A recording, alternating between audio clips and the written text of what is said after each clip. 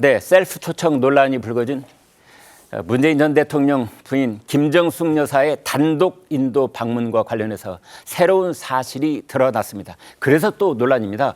홍현주 기자, 구체적인 내용을 좀 알아봅시다. 네, 앞서 우리 외교부는 인도 측이 제일 먼저 외교장관을 초청했다가 문체부 장관을 초청했고 이후 우리 정부의 판단으로 김 여사가 결국 가게 됐다라고 밝힌 바 있는데요. 다만 시기에 대해서는 구체적으로 나온 바가 없거든요.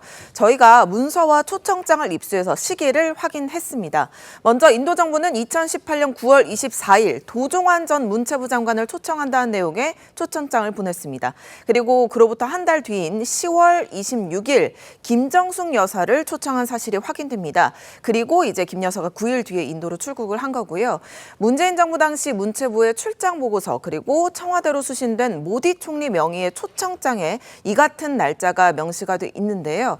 그러니까 한 달 만에 인도 측 초청 인사의 급이 더 높아진 겁니다. 이걸 두고 외교가에서는 굉장히 이례적인 일로 평가를 하고 있는데요. 보통 고위급을 초청할 때는 초청 인사의 급이 낮아질 수 있기 때문에 그 가정하에 먼저 높은 급의 인사를 초청하고 점차 낮아진다는 거죠. 한 외교당국 관계자는 장관급을 요청했다가 뒤늦게 초청 인사를 격상하는 건 매우 이례적이라고 전했습니다. 네, 매우 이례적이다. 그러니까 여러분 이렇게 기억하시면 될 것 같습니다. 인도 쪽에서 우리한테 초청을 했을 때 처음엔 외교부 장관, 그다음에 문체부 장관, 그다음에 김정숙 여사 이런 순서인데 그 문체부 장관에서 김정숙 여사로 넘어가는 그 기간이 한 달쯤 걸렸다. 이렇게 보시면 되겠습니다. 당시 외교부 관계자들은 한 목소리로 당초 인도 측이 최초에 초청한 것은 김정숙 여사가 아니라 외교부 문체부 장관 순서였다. 이런 얘기 제가 방금 말씀드린 그대로인데요. 목소리로 들어보시겠습니다. 원래 이제 장관 방인이었다가 영부인이 함께 가는 걸 우리 측이 얘기를 했고 10월 중순에 그래서 이제 인도 측에서 낮춰서 이제 초청장을 모디 총리 명의로 온 거죠. 그때 강경화 장관하고 도종환 접시꽃 그 문체부 장관한테 편지도 보내고 했어요. 지금 인도 측이 이 행사를 너무나 중요시하고. 네, 최백무 국장께요. 그러니까 이제 김정숙 여사 초청장이 왔다는 것까지 이제 확인이 되고 있는 셈인데 그런데 김정숙 여사가 비행기를 타기 9일 전에 그 초청장이 왔다 이렇게 돼 있는데요. 이런 경우도 있습니까? 이것도 뭐 이례적인지 아니면 그런 그 사례가 전혀 없는 것인지는 좀 살펴봐야 되지만 여하튼 정상적인 관행은 아니다. 이렇게 충분히 얘기를 할 수가 있습니다. 왜 그러냐면 사실 대통령이 외국을 방문하는 건요 몇 개월 전에 그 확정이 되고요. 그다음에 대통령 부인도 거의 비슷한 상황입니다. 그러다 보니까 이게 9일 전이면 아마 그 조금 전에 달력이 나왔는데 그거 확인하실 수 있을 거예요. 초청장이 온 날짜가 2018년 10월 26일이에요. 근데 그날이 금요일이에요. 금요일이죠.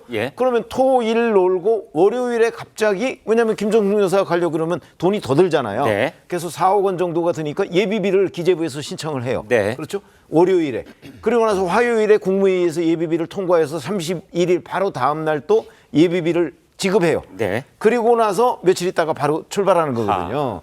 이런 식의 그 일종의 뭐 번개 작전 비슷한 이런 일들은 아마 외교가에서 조금 이제 그 외교 문제를 안다고 그 하시는 분들은 저런 경우도 있나?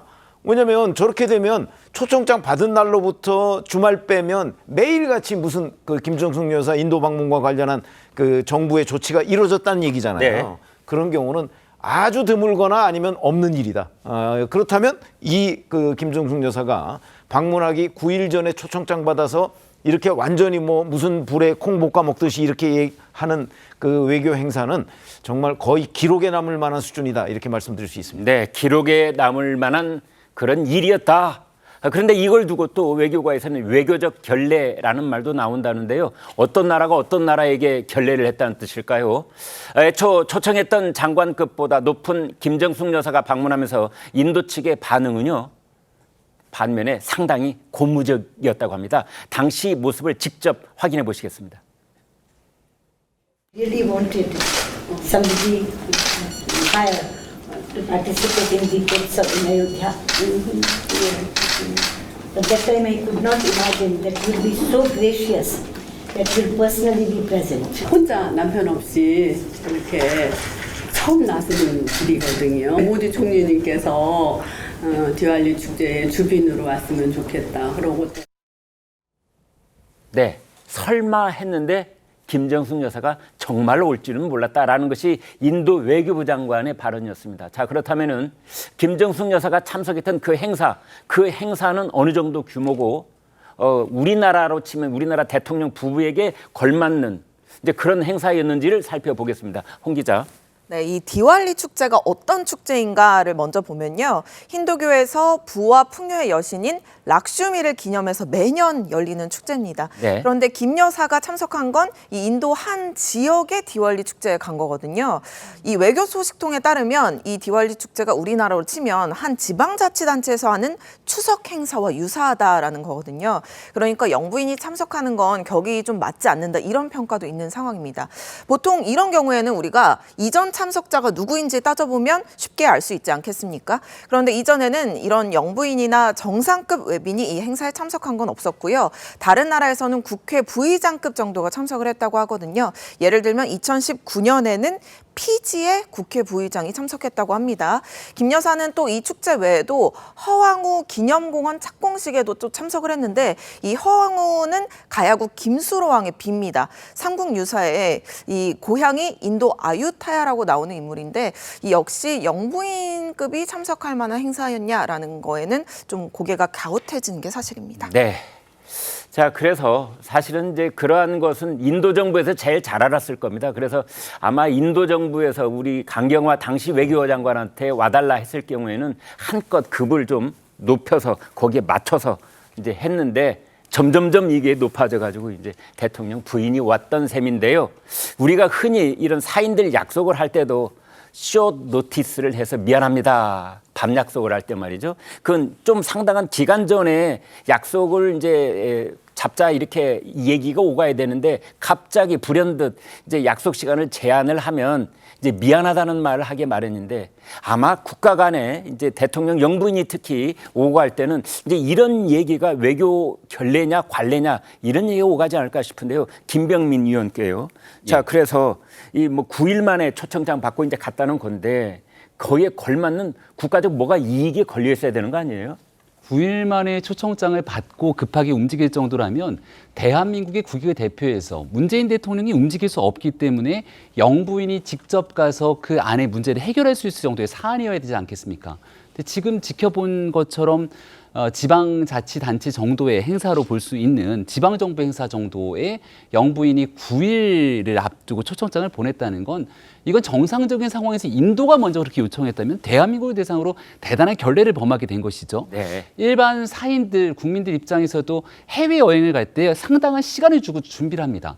9일 정도 앞두고 뭔가 여행을 간다는 건 땡처리 상품을 가지고 예약해서 간다 하더라도 9일 정도면 너무 다급한 것 아니겠습니까? 예. 하다못해 전용기를 띄우고 네. 그 안에 수많은 참모들이 함께하고 대한민국 영부인이 첫 번째 단독 외교를 할 정도의 사안을 단 9일의 초청장으로 진행했다는 사실을 대한민국 국민들께서 얼마나 납득할 수 있을 것인지 이해가 되지 않는다는 국민들이 많을 거라 생각합니다. 일반 관광여행으로 치자면은 뭐 땡처리하는 그 마지막 순간에 올라타는 그런 여행 정도가 아니었겠느냐라는 말씀까지 주셨는데요.